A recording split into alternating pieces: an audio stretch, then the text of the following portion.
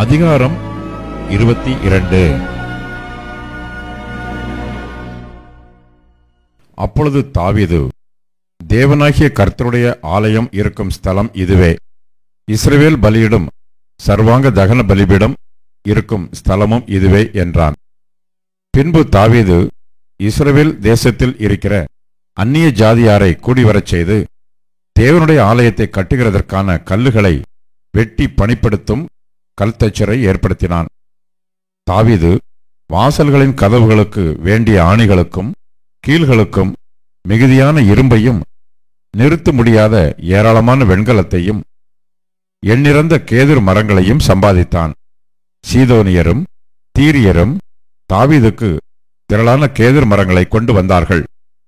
தாவீது, என் குமாரனாகிய சாலமோன் வாலிபனும் இளைஞனுமாய் இருக்கிறான். கர்த்தருக்கு கட்டப்படும் ஆலயம் சகல தேசங்களிலும் கீர்த்தியும் மகிமையும் உடையதாய் விளங்கும்படி மகா பெரியதாய் இருக்க வேண்டும். ஆகையால் அதற்காக வேண்டியவைகளை இப்பொழுதே சேகரம் பண்ண வேண்டும் என்று சொல்லி, தாவீது தன் மரணத்திற்கு முன்னே திரளாய் சவதரித்து வைத்தான்.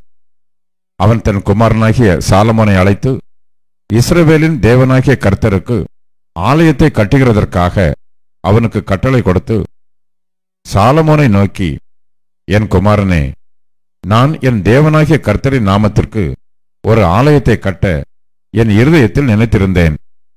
ஆனாலும் கர்த்தருடைய வார்த்தை எனக்கு உண்டாகி, நீ திரளான இரத்தத்தை சிந்தி பெரிய யுத்தங்களை பண்ணினாய். நீ என் நாமத்திற்கு ஆலயத்தை கட்ட வேண்டாம். எனக்கு முன்பாக மிகுதியான இரத்தத்தை தரையிலே சிந்த பண்ணினாய். இதோ, உனக்கு பிறக்கப் போகிற குமாரன் அமைதியுள்ள புருஷனாயிருப்பான். சுற்றிலும் இருக்கும் அவன் சத்துருக்களையெல்லாம் விலக்கி அவனை அமர்ந்திருக்கச் செய்வேன். ஆகையால் அவன் பேர் சாலமோன் என்னப்படும். அவன் நாட்களில் இஸ்ரவேலின் மேல் சமாதானத்தையும் அமெரிக்கையையும் அருளுவேன். அவன் என் நாமத்திற்கு ஆலயத்தை கட்டுவான். அவன் எனக்கு குமாரனாயிருப்பான். நான் அவனுக்கு பிதாவாயிருப்பேன். இஸ்ரவேலை ஆளும் அவனுடைய ராஜ்யத்தின் சிங்காசனத்தை என்றென்றைக்கும் நிலைப்படுத்துவேன் என்றார். இப்போதும் என் குமாரனே, நீ பாக்கியவானாயிருந்து கர்த்தர் உன்னை குறித்து சொன்னபடியே உன் தேவனாகிய கர்த்தரின் ஆலயத்தை கட்டும்படி அவர் உன்னுடனே கூட இருப்பாராக. கர்த்தர் உனக்கு ஞானத்தையும் உணர்வையும் அருளிச் செய்து உன் தேவனாகிய கர்த்தரின் நியாயப்பிரமாணத்தை கைக்கொண்டு இஸ்ரவேலை ஆளும்படி உனக்கு கட்டளையிடுவாராக. கர்த்தர் இஸ்ரவேலுக்காக மோசேக்கு கற்பித்த நியமங்களையும் நியாயங்களையும் செய்ய நீ கவனமாயிருந்தால் பாக்கியவானாயிருப்பாய். நீ பலங்கொண்டு தைரியமாயிரு, பயப்படாமலும் கலங்காமலும் இரு. இதோ, நான் என் சிறுமையிலே கர்த்தருடைய ஆலயத்திற்காக 1,00,000 தாலந்து பொன்னையும் 10,00,000 தாலந்து வெள்ளியையும் நிறுத்த முடியாத திரளான வெண்கலத்தையும் இரும்பையும் சவதரித்தும் மரங்களையும் கற்களையும் சவதரித்தும் வைத்தேன். நீ இன்னும் அவைகளுக்கு அதிகமாய் சவதரிப்பாய்.